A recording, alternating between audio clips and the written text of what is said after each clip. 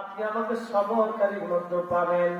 আপনি কুরবানি করে দেন আব্বাজান, কোন চিন্তা নাই, আমি সব মেনে নিলাম। আর আমাদের দেশের ছেলেদেরকে যদি বাবা বলে বেটা এটা নিয়ে আসো, তুমি যাও,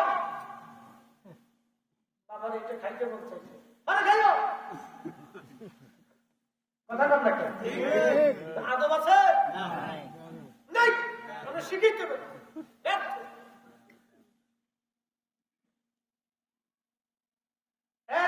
মুসলমান ইব্রাহিম আলাইহিস সালাম বিবির কাছে যা বলেন, বিবি সন্তানকে সুন্দর কাপড় চোপড় পরে সাজায় দাও, নিয়ে যাব তাকে আমি।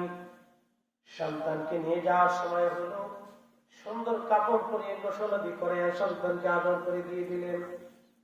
বর্তমান মিনা প্রান্তরে যেখানে শয়তানকে পাথর করা হয় ওইখানে চলে গেলেন।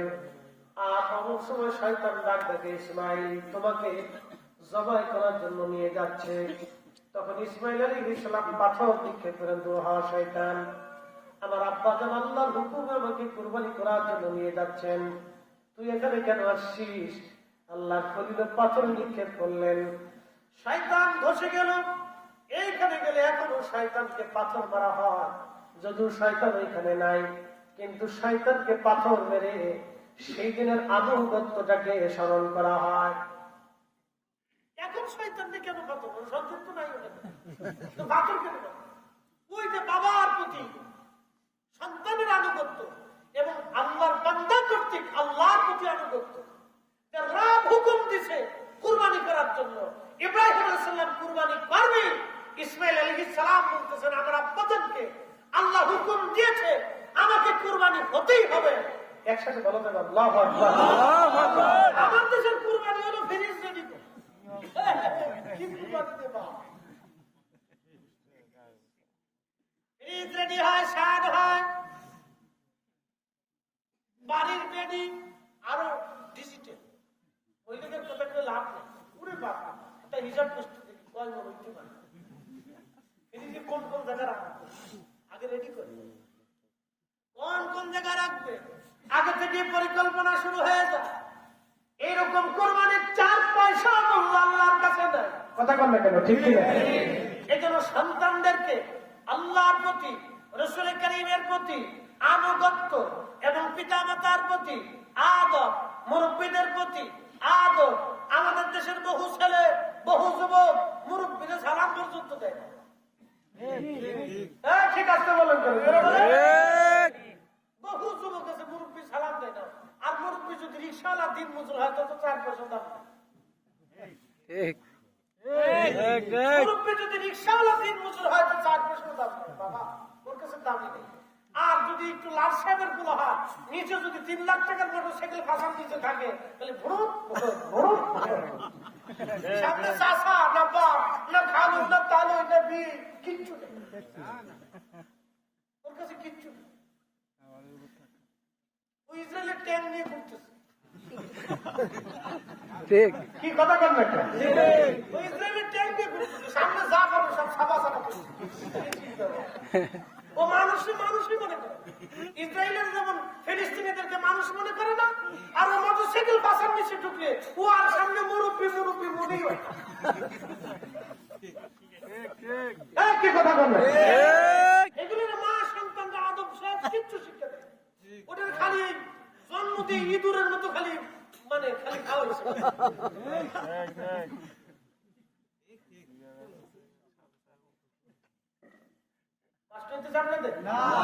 উচিত কথা কিন্তু 9 বাজার, গাই পাতে কুটুম বাজার হয়, আর গরম পাতে বিলাই বাজার।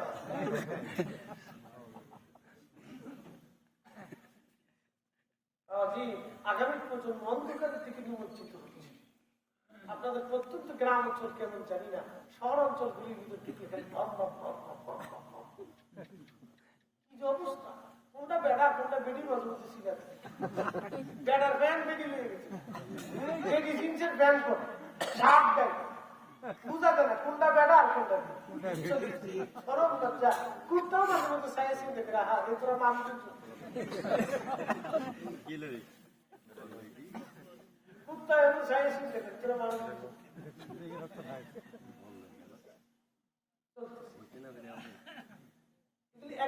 অসুস্থতা।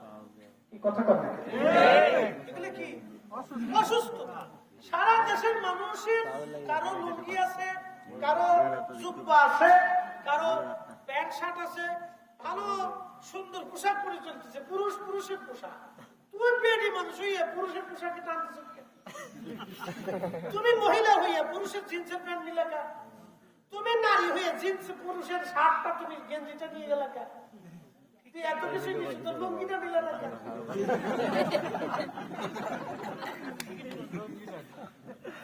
লুঙ্গিটাও নিয়ে যাও, জাঙ্গিটাও নিয়ে যাও। আমরা লুঙ্গি জাঙ্গিয়া তোমরা সামনে যাও, তোমরা ওই খাই যাবা কিছু আর কি ছেলের কাম তো দাম আগুন দেশে একজনের অসুস্থ। কি কথা কার লাগে? নারী নারীর পোশাকে, পুরুষের পোশাকে থাকে। কথা কার লাগে? ঠিক কি না? কোন ধর্মের সেটা আমার বিষয়। নারী নারীর পোশাকে, পুরুষ আল্লাহ নারীকে নারীর আকৃতিতে তৈরি করছে, পুরুষকে পুরুষেরা। আচ্ছা, কত ছাগল কোনদিন বাঘ হইতে পারে, নারী কোনদিন পুরুষ হইতে পারে?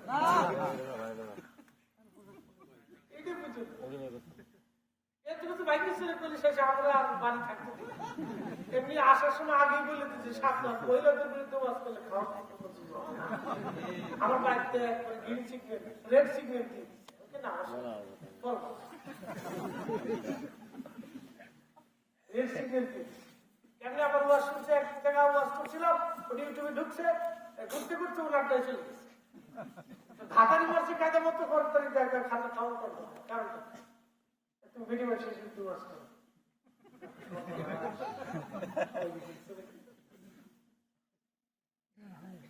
খুব মনোযোগ দিয়ে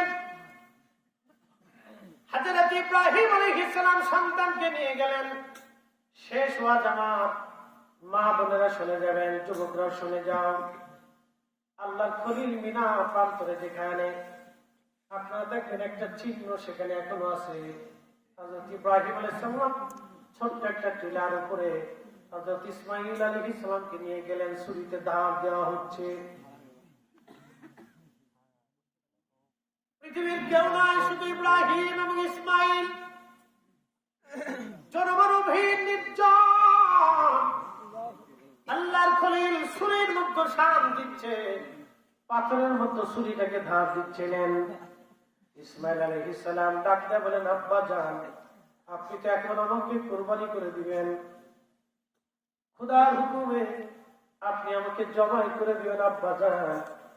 তাহলে দুইটা ওসিয়ত আপনাকে করে যায়, দুইটা অনুরোধ আপনাকে করে আব্বা জান দয়া করে রাখবেন। দেখেন একটা সন্তান তার বাবাকে বিনয়ের সাথে বলছে, আব্বা জান, আমাকে জবাই করার আগে ছুরিতে ভালো করে আপনি একটু শান দিবেন, আর আমার হাত পা গুলি শক্ত করে আব্বা জান বেঁধে দিবেন, যাতে আমি নড়াচড়া করতে না পারি। যদি নড়াচড়া হয় তাহলে আপনাকে কুরবানি করতে বাধাগ্রস্ত হবে। আব্বা জান, আপনি আমার চোখগুলি সুন্দর করে বেঁধে দিবেন, আর আমাকে কুকুর করে শোয়াবেন, আর আপনি আব্বা জান আপনার চোখগুলি সুন্দর করে আপনি বেঁধে নিবেন। বাবা গো, চোখগুলি এই জন্য বাঁধবেন, আপনি যদি চোখে দেখে আমার চেহারার দিকে তাকাইয়া জবাই দিতে চান, সন্তানের মায়ায় পরে আপনার জবাই নাও হতে পারে। খোদার হুকুম মানতে আপনার এই হুকুম মানতে আপনার অসুবিধা হতে পারে গো আব্বা জান। যদি আমার মোহে পরে খোদার হুকুমে আপনি দেরি করে ফেলেন, আল্লাহ বেজার হয়ে যাবে। একটা সন্তান তার বাবাকে কত বিনয়ের সঙ্গে খোদার কথা স্মরণ করিয়ে দিচ্ছে, বুঝতে পারেন? কলিজার ভিতরে ৮০ বছর পরে আল্লাহ একটা সন্তান দিয়েছিলেন, কলিজার মধ্যে কেমন করে ব্যথা হতে পারে। সন্তান বলতেছিল, আব্বা জান, আমার জামাটা খুলে নিয়ে যাবে, মায়ের কাছে পৌঁছাইবে, মাকে বলবেন মা যেন আমার জন্য দোয়া করে। এই জামাটা দেখে দেখে আম্মা যেন আমাকে দোয়া করে দেয়, মা যেন আমাকে দোয়া করে দেয়। যুবক বন্ধু, হযরত ইসমাঈল আলাইহিস সালামের কথাগুলি শুনে ইব্রাহিম আলাইহিস সালামের কেমন লাগতে পারে, কিন্তু একটাই কথা, খোদার হুকুম আজকে পালন করতেই হবে। আল্লাহর হুকুম আজকে পালন হবে। কুরবানি পৃথিবীতে সর্বপ্রথম তিনি এইভাবে যিনি খোদার হুকুম পালন করতে গেলেন, আল্লাহর খলিল হযরত ইসমাঈল আলাইহিস সালামের চোখ বাঁধলেন, হাত পা গুলি বেঁধে ফেললেন, আর নিজের চোখ বেঁধে ফেললেন তিনি, যাতে ইসমাঈলকে দেখা না যায়। আল্লাহু আকবার। ছুরি মাথার উপর উঠাইয়া বিসমিল্লাহি আল্লাহু আকবার বলে যখন ছুরি ইসমাঈল আলাইহিস সালামের গলা বরাবর চালাইতে লাগলেন, নামাইতে লাগলেন, জিবরাইল বলতেছিলেন, হুজুর আমি তখন আল্লাহ পাকের আরশে মুআল্লার নিচে সিদরাতুল মুনতাহার পাশে ছিলাম। আমার মালিক ডাক দিয়েছে, জিবরাইল তাড়াতাড়ি জান্নাত থেকে 40 বছর করে যে দুম্বাটা লালন পালন হয়, জান্নাতি ঘাস দুম্বা খেয়ে যে দুম্বাটা লালিত পালিত হচ্ছে, ওই দুম্বাটা দিয়ে আমার ইসমাঈলকে ছুরির নিচ থেকে সরাইয়া আমার খলিলের ছুরির নিচে দুম্বাখানা চালাইয়া দাও। একবার জোরে বলা যাবে আল্লাহু আকবার। কুরবানি ছুরি পড়তেছিল বিসমিল্লাহি আল্লাহু আকবার বলে, ছুরি পড়তেছিল বিসমিল্লাহি আল্লাহু আকবার বলে। আল্লাহ জান্নাত থেকে দুম্বা টান দিয়ে দেখ, জিবরাইল বলে, হুজুর এত দ্রুত গতিতে আমি আসছিলাম, ওই দিন আমার কষ্ট হয়েছিল নবী গো, আমি দ্রুত গতিতে জান্নাত থেকে দুম্বা নিয়ে ছুরি পড়ার আগে ইসমাঈল আলাইহিস সালামকে টান দিয়ে সরাইয়া দুম্বাখানা ছুরির নিচে চালাইয়া দিলাম। ইব্রাহিম আলাইহিস সালাম চোখ বাঁধা অবস্থায় দুম্বার গলার মধ্যে ছুরি চালাইয়া দিলেন। দুম্বা কেটে যাবে হয়ে গেল, গলগল করে রক্ত পড়তে লাগলো। খোদার খলিল মনে করছেন সন্তান কুরবানি হয়ে গেছে। আহা, উনি যখন ছুরি উঠাইয়া চোখের পট্টি বাঁধনটা খুলে দেখলেন, দুম্বা ছটফট করে ডান দিকে তাকায় দেখেন জিবরাইল আর ইসমাঈল আলাইহিস সালাম দুইজন দাঁড়ায় দাঁড়ায় মুস্কি মুস্কি হাসতেছে। একবার জোরে বলা যাবে আল্লাহু আকবার। আল্লাহ কি ধন চায় না মন চায়? জোরে বলেন, আরো জোরে বলেন, কি চায়? আল্লাহ মন চায়, মন হৃদয় আনুগত্য আল্লাহ চায়, আনুগত্য আল্লাহ চায়, আনুগত্য চায়, আনুগত্য চায়, প্রেম চায়, ভালোবাসা চায় আল্লাহ। আল্লাহ ভালোবাসা চায় বান্দার থেকে।